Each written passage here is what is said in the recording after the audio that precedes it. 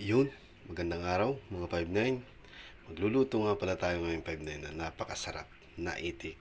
Adobo 5-9 tapos lalagyan natin 5-9 ng Red Horse. Iyan, sarap yung 5-9 pampulutan. Paano ko nga ba ito 5-9 ginawa? Tara, simulan natin 5-9. Yan, andito ako ngayon 5-9 sa C6. Yan, sa Taytay Rizal 5-9. Yan. Bali 5-9, bumili ako 5-9 dito, 5-9 ng isang perasong itik. Tapos 5-9, habang pinapalinisan ko 5-9 yung isang perasong itik. Yan, nag-video-video muna ako dito 5-9. Meron sila dito 5-9 na pato, may manok. Yan, at makalipas yung 5-9 yun, nalinis na ni Kuya. Yan, aking pinabalot na 5-9 at binayaran ko na siya 5-9, no. Nabili ko siya 5-9 sa halagang 220. Yan, ito na 5-9, no. Yan. Tapos 5-9, binigyan ko siya 5-9 ng tip na 5 pesos. Yan, para sa paglilinis. Pagkatating ko 5-9 dito sa bahay, 5-9, nagugas muna ako 5-9 ng kamay. Para maganda ang laban. Yan lang 5-9 ang sikrito para sumarap yung pagkain.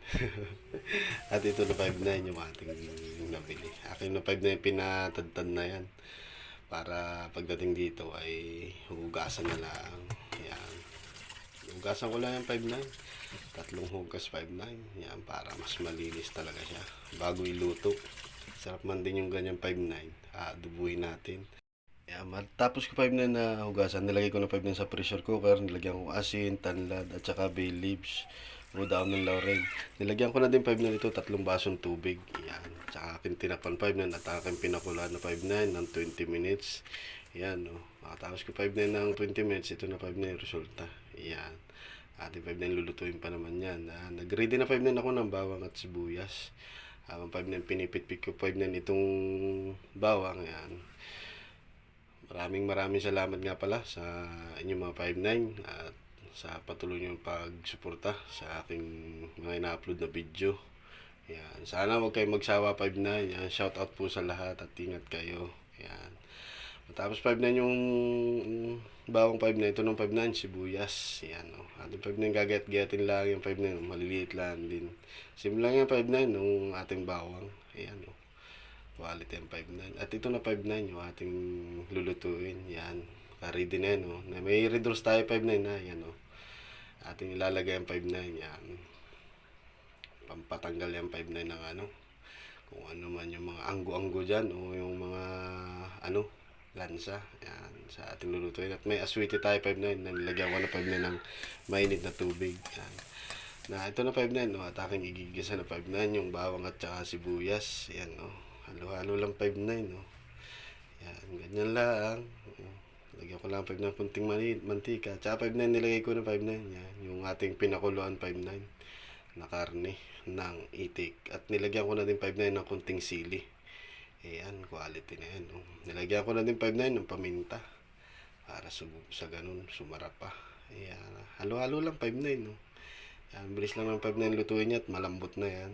Ayan. Tsaka 5-9 nilagyan ko ng 5-9 ng tuyo. Bali, adobuin muna natin ito 5-9 sa tuyo. Ayan. Malambot na yung 5-9. Kunting ano na lang yan, kimbot. Atin na lang titimplahan. Tsaka nalaglagay din pala 5-9 ako ng ano dito, liquid seasoning. Ayan. No? Tapos halo-halo lang 5-9. No?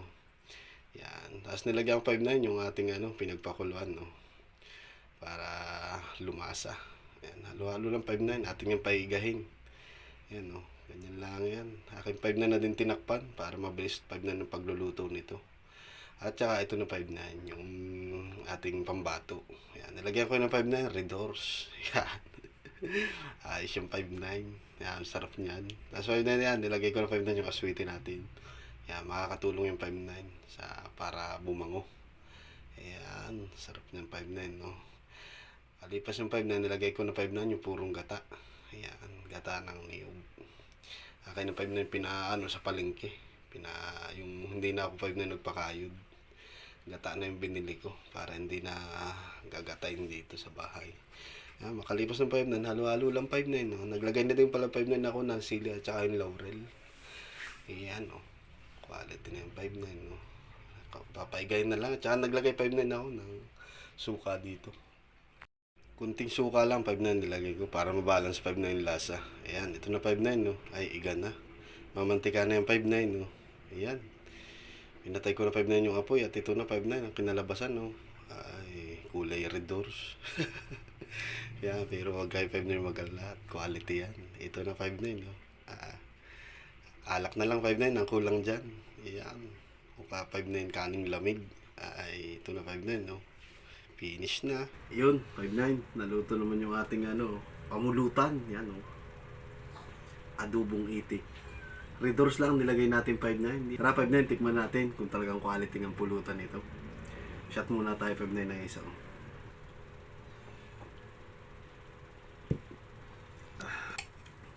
Sarap ng 5'9", no? Pulutan. Mamantika. Mm. Mm.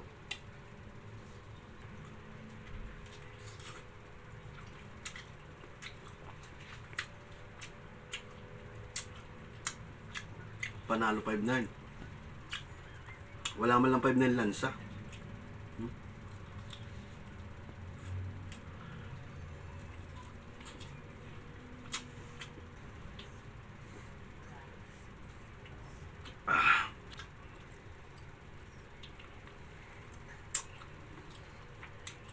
Sipsip 5'9" buto. Quality.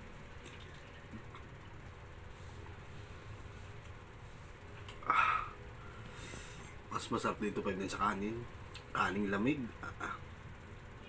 Quality yun.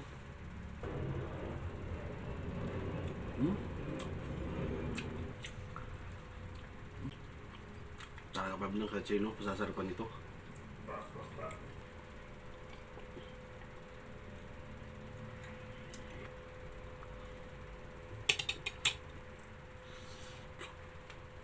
Pag na magluto kayo sa inyo nito, napakasarap. Kaya nga lang, hasilan talaga dito 5'9" yung maglinis ng ganare. Kaya kung may maglinis dun sa bibilan nyo, yun na yun. Palinis nyo na. Inaano kasi nila dun 5'9", yung tawag dito, sinusuplite o tinutorch nila. Yung balahibo, sunog. Kaya good siyang 5'9". 5'9", hanggang dito lang. Maraming salamat at God bless.